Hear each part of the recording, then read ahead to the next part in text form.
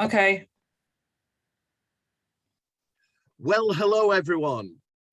Thank you so much for joining me as I share with you from The Colour of My Heart. This is just one of the amazing adventures I had while I was living in Jamaica in the early 1970s. On this occasion, I was traveling with my gospel band to play at a concert in a beautiful little church in Westphalia, high up in the foothills of the Blue Mountains.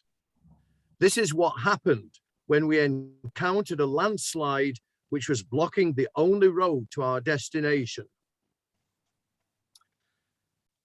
When we gingerly climbed out of our cars, noting our frightening proximity to the edge of the gorge to find out what the problem was, we saw in dismay that about 50 yards ahead, the road was completely blocked by a huge mass of mud and stones, deposited by a tiny stream, which was now gently crossing the track at that point, but which had clearly been a raging torrent during the recent downpour.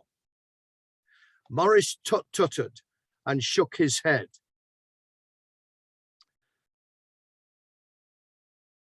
I walked ahead to the mound of mud and stones, climbed on top of it and walked across to the other side.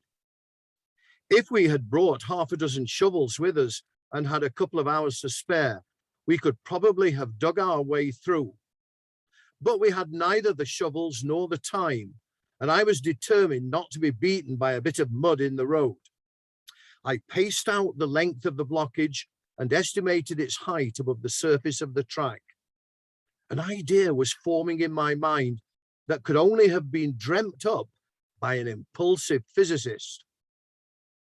I reckon that if I get a good enough run at the blockage, my forward momentum will carry me across before the car sinks down into the pile of gunge. I think I can make it through. But both Morris and Prince had serious reservations about my untested theory, and neither of them were willing to be the guinea pig for an experimental test of its validity. "That too risky, Skip. You sure you know what you are doing?" "I don't see we have much choice unless we want to turn back and go home.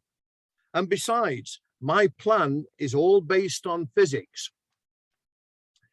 The next few minutes were spent carefully reversing the three vehicles to the widening in the track to enable me to get the Singer Vogue into lead position and to maximize the possible run-up distance.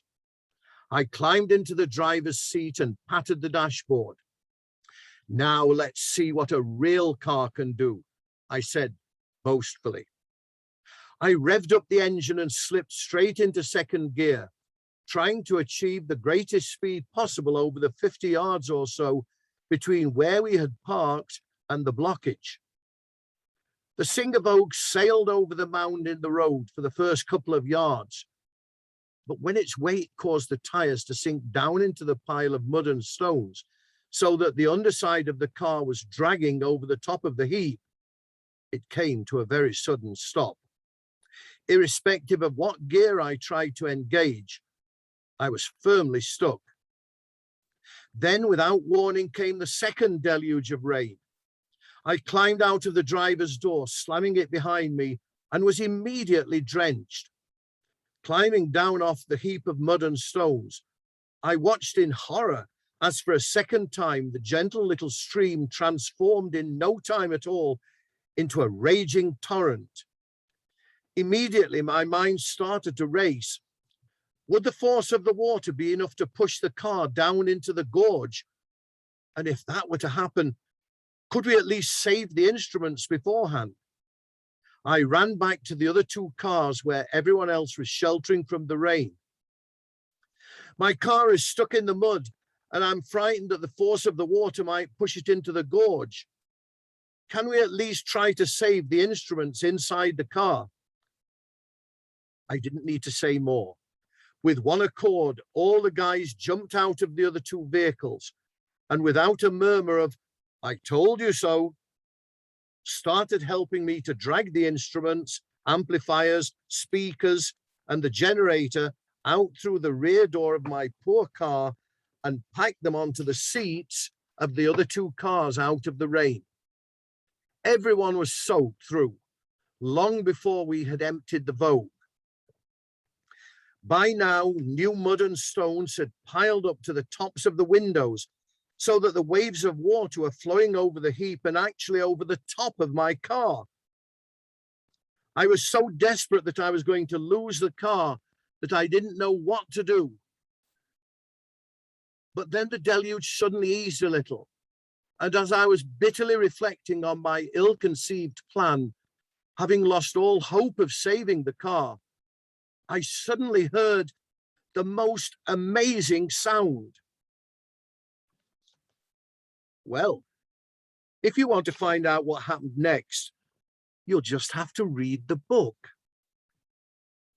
Now, fast forwarding a couple of years to 1973, when, as a young bachelor living by myself for the first time in my life, I was trying to come to terms with how everything should be organized.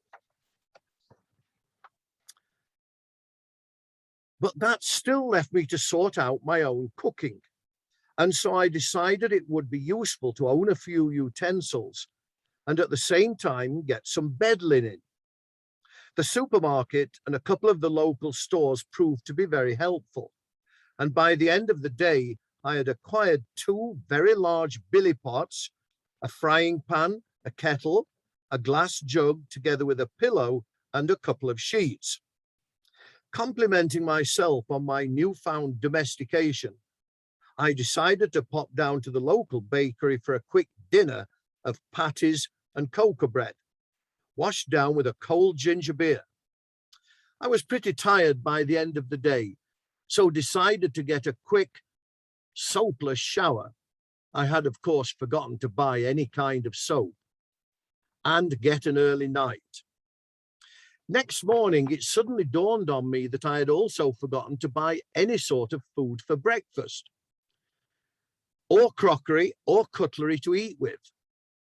This time I thought it would be wise to make a more scientifically organized list of things to buy.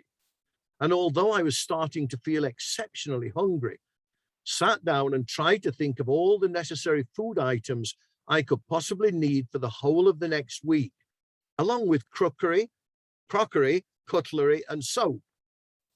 Despite the fact that it was already a rather long list, I kept thinking of all sorts of additional things that I might conceivably need, causing the list to grow longer and longer. And throughout the process, as the pangs of hunger started to gnaw at my stomach, the only thing I could think of was the very substantial breakfasts I had become accustomed to at the Broomfields. I decided it would be expedient to drive to the supermarket, as I would have quite a lot to carry back. Thank God the Singer Vogue was still working. I began to realize how utterly naive I was at doing a major domestic shop, and suddenly began to feel like a student having to sit an exam for which no revision or preparation had been done, full of questions, but with virtually no answers to offer. How much rice would I need for a month? How many tins of condensed milk would I consume daily?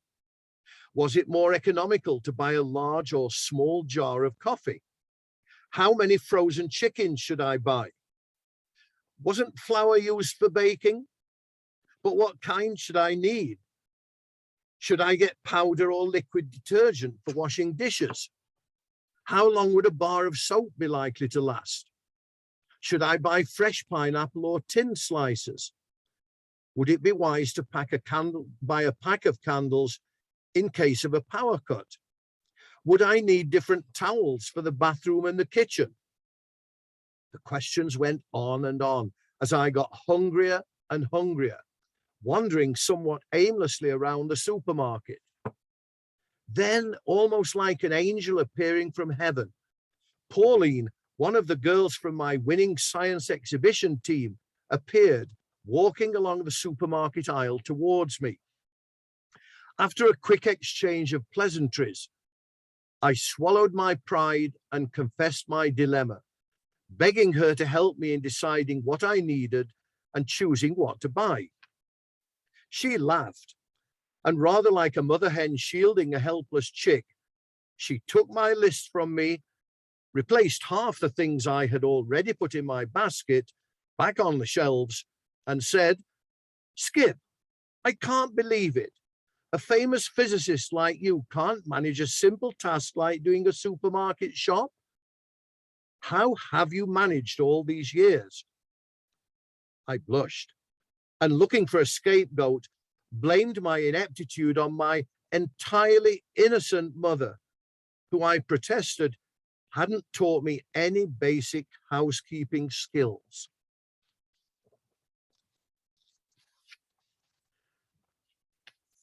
Well, fast forwarding again to 1975, we now come to the start of the love story of Skip and Joan.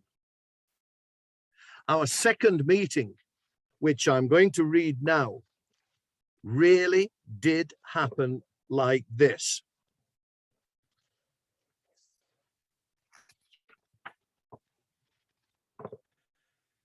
The apartment next to my own was in darkness, and I wasn't even sure if it was now occupied.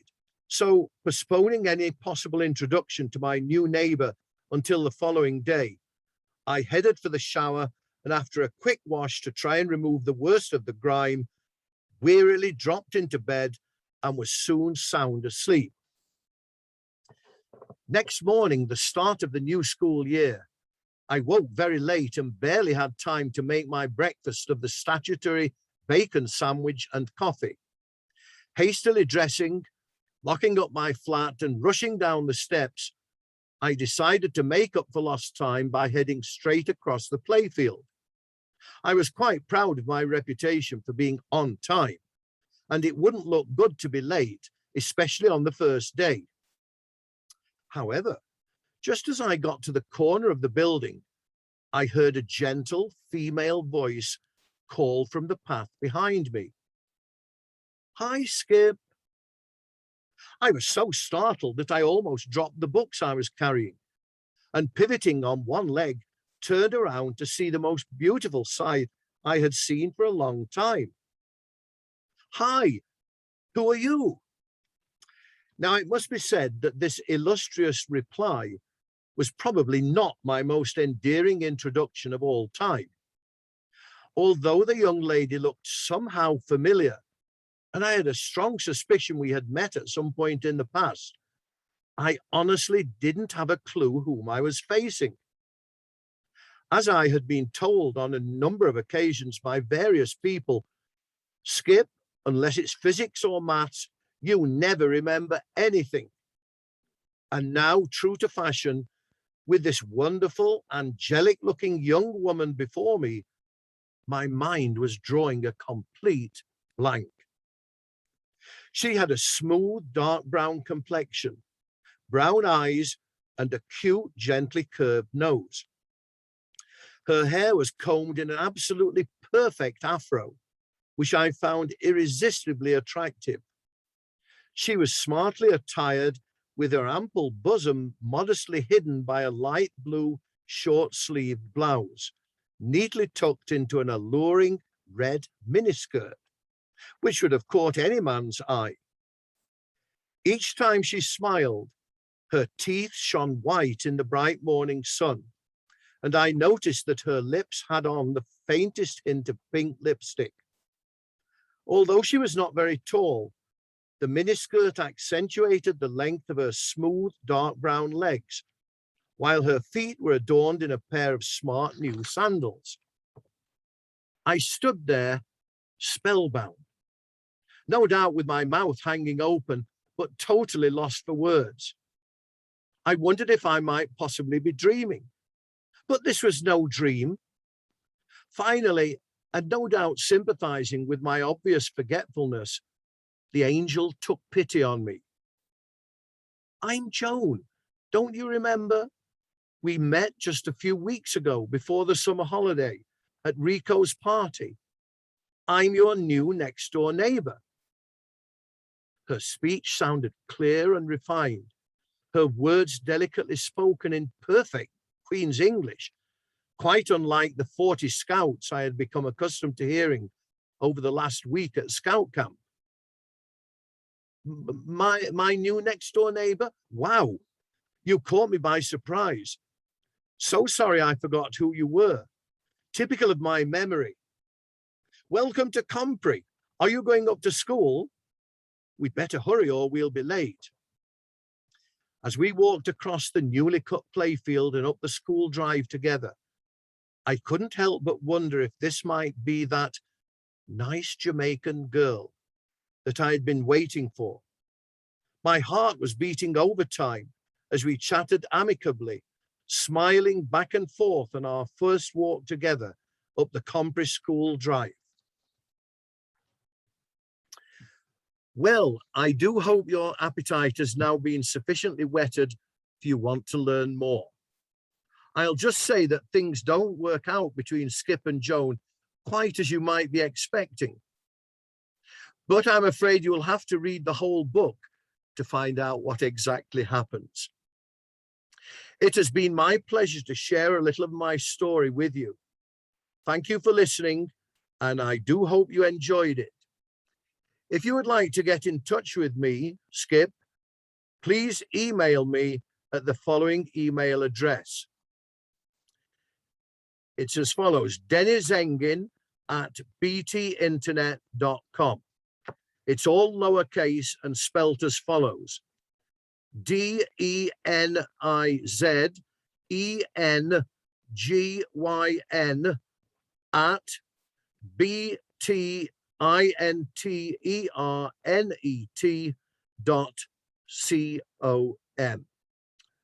Thank you, and bye for now.